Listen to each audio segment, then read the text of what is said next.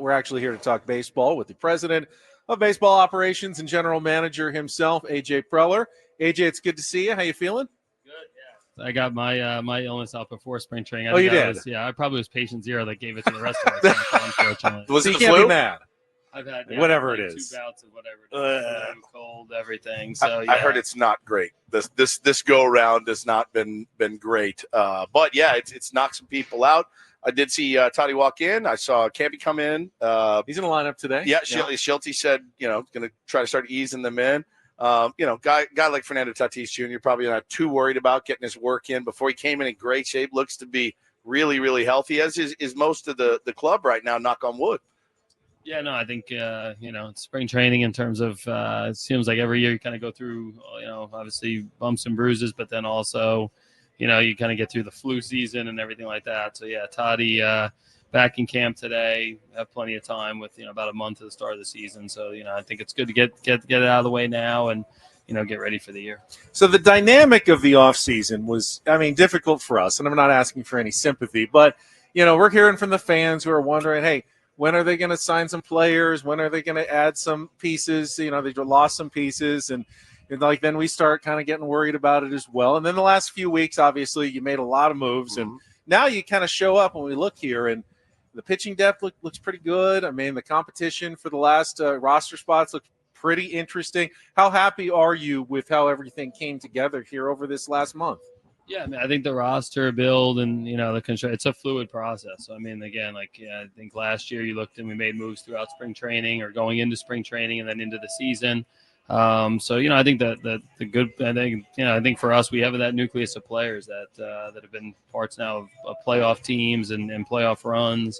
So I think going into the year, and really over the course of, over the last few off seasons, you're going to have, a team that starts with Tatis and Merrill and Machado and Bogarts and Cronenworth and, Darvish, Musgrove, Cease King, going into it, obviously with Joe's injury. But, so I think it's there's all different times in terms of how to, making trades and free agent period. I think the other thing too is, again, we spent money to sign those players a few years ago, looking at a market that we thought was going to keep going up, and I think you look at what's going on in the market. There weren't too many deals that happened this offseason where we looked at and go, wow, that's really a value play or something that, I think from our standpoint, it just speaks to I think from our standpoint, trying to get ahead of it a few years ago with signing some of those players, because it's, again, the industry, the value of the players keeps going up and up. And, again, we were, I think, quietly on some fronts in the pursuit of some guys and made some offers, just didn't line up. And then to be able to line up here at the start of spring training on Nick Pivetta, make some other moves, that we think, can strengthen our depth. I think it leads to a competitive camp and a team that we feel like is going to be very competitive. Well, it was so funny because we're talking to AJ Preller here on Ben and Woods. The day before, it was Monday, and you guys signed Pivetta on Tuesday. And the day before, we had kicked it around. He's probably the best remaining guy out there. He's got really nasty stuff, can strike guys out. Pitched in Fenway, and imagine him at Petco. And then we all started talking about the pick that you would have to give up to sign a Nick Pivetta. And we all kind of, AJ really, he's not going to want to give that up. And of course, the next day it happens. For you, the risk reward of that, obviously, you get Nick Pivetta potentially for 4 seasons. What did you see in him? Other than just the need in the fourth slot in the rotation, what did you see in Nick Pivetta that you liked? I think I think a very good fit, in terms of, a pitcher that we feel like, has been a performer in, pitching the AL East and some tough ballparks between Philly and Boston. It's real stuff. He's got the ability to strike you out. He's got a real curveball, real sweeper in there. He's a guy that can start a playoff game. Yeah. So again, giving up the draft pick, it's always consideration. We value the heck out of the draft. You've got to always be looking towards that. That's your lifeblood. So that was not an easy decision to make there, but we thought ultimately the value we got, the fit for the team, and the potential upside of Pivetta, I think all those things lined up. Over the last, few years, Cease King, Darvish, Musgrove, Snell, we've brought in a lot of, Waka, Lugo a few years ago. We've brought in a lot of these guys from outside the organization. We think Pivetta is kind of that ilk and felt like he fit our club really well. How much do you said you obviously value that draft pick? How do you put a figure on it or a player on it? Because you got players this year who are going into the last year of their deals that might get qualifying offers that could get you back draft picks, but you always have to think about, well, if I traded them now, I might be able to get other prospects. How do you do that process of deciding like what that future pick is worth versus what you can get in a trade now? Yeah, I mean, I think again, like we have our own metrics that we look at, our own valuation system.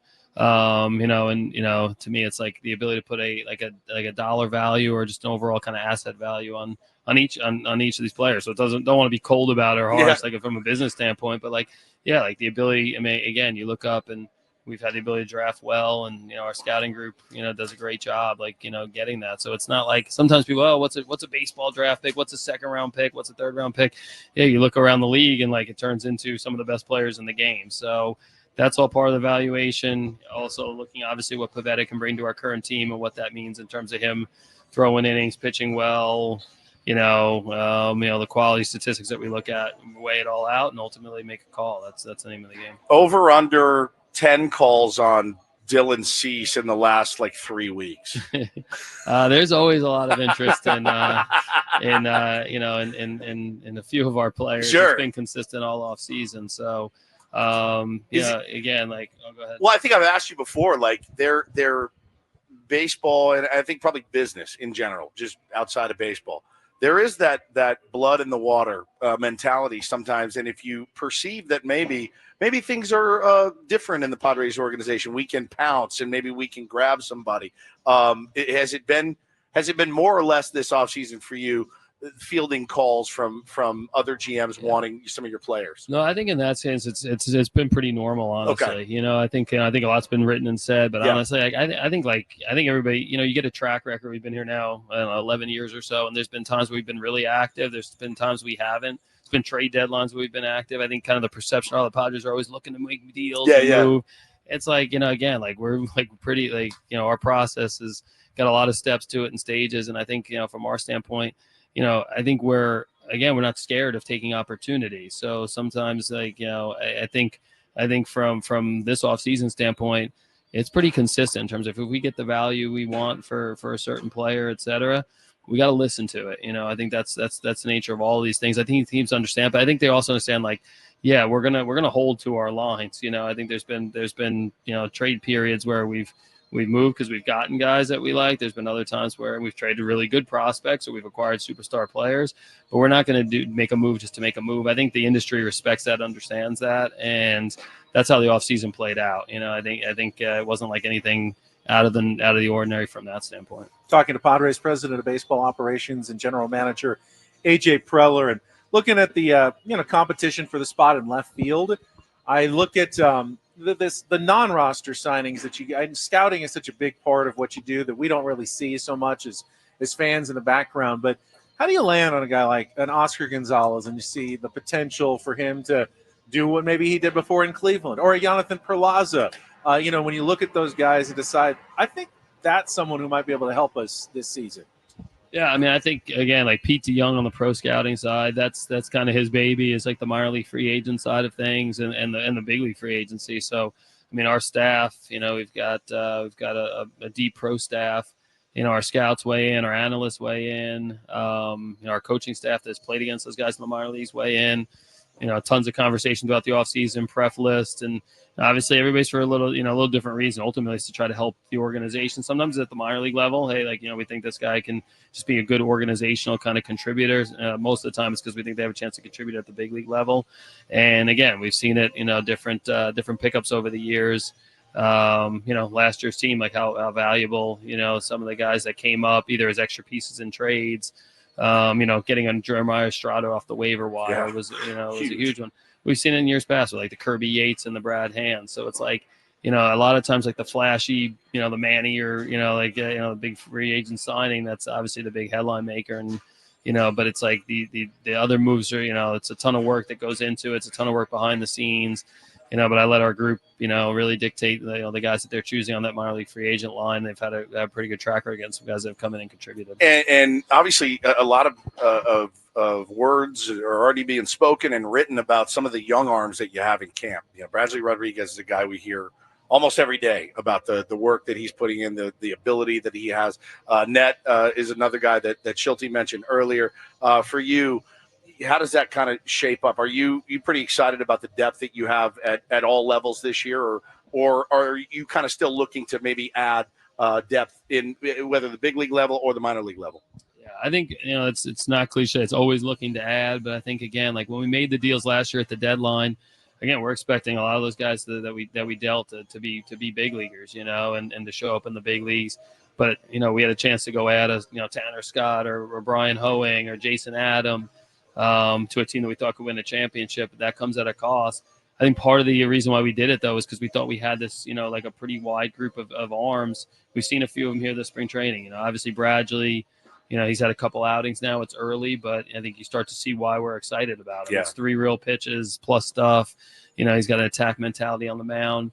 Net faced the Dodgers the other day. He's got, real shapes to his pitches, 5 or 6, that we think can play at the big league level. Again, the consistency, that's the difference between a minor league prospect that flashes you, major league type tools and ability versus somebody that can do it at the big league level. So I think for both of those guys, Francis Pena as well, it's going to be about, like how consistent they can get at kind of harnessing the plus ability we've seen, the plus pitches we've seen, and making it more consistent over the course of the next few months to see if they can help us this year at Petco. Well, and the big two that everyone talking about, Salas and DeVries, of course, we had a chance to watch them when we were out here at Fantasy Camp. They're out here getting their work. And then the work that they put in so far in spring training, you got to be pretty thrilled about their progress right now. What do you kind of foresee with Ethan and Leo moving forward? Yeah, I mean, it's exciting. Again, like, these spring training games, you get a chance to see kind of your established guys working their way, into regular season shape. You get to see some of the names we brought on that are new to the organization, and then you kind of see the progression of a Salas or a DeVries. And I think so far it's been really positive. Obviously, I think that bat that we saw yesterday in the I guess the 9th inning there from Leo, that's what our coaches have seen. That's what our scouts have seen over the last few years and last year in A ball. So he's, with Leo, he looks like he belongs at a super young age. So those are good signs. We've had Tatis and Merrill and CJ and James Wood and others over the years. And, DeVries and Salas have that look. And I think Ethan kind of coming off of last year where so much hype, so much attention to him, kind of forget 18 years old still. But the catching ability is very real. He's a difference maker behind the plate.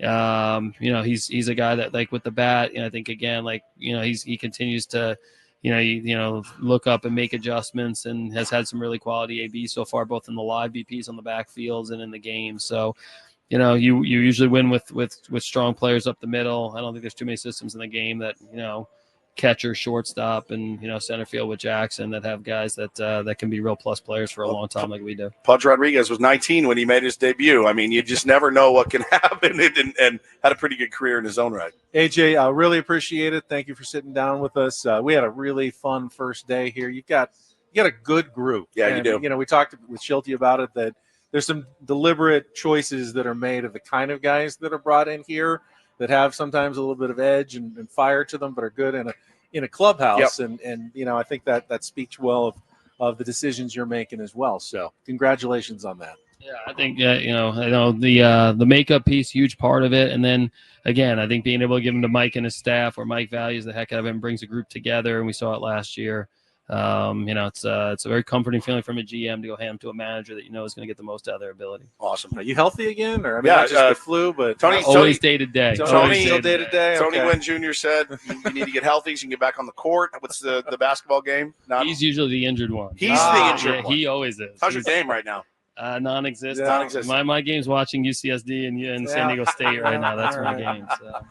Why not? One last question. Go ahead. Yeah. You love basketball so much. Why didn't you go try to build a championship basketball team? I don't really love. I've always loved baseball more, and I like to enjoy. Right now, you don't really go play pickup baseball to get some exercise. So maybe some guys do in that senior men's type world. But I enjoy the exercise and the competition, the camaraderie of the basketball. There's plenty of exercise to be had. I get emotional Sunday, about the Aztecs game, but that's just because I let myself be a total fan of it. That's true. I don't have to worry about it. That's true. Exactly. That's true. Thanks, AJ. Appreciate it.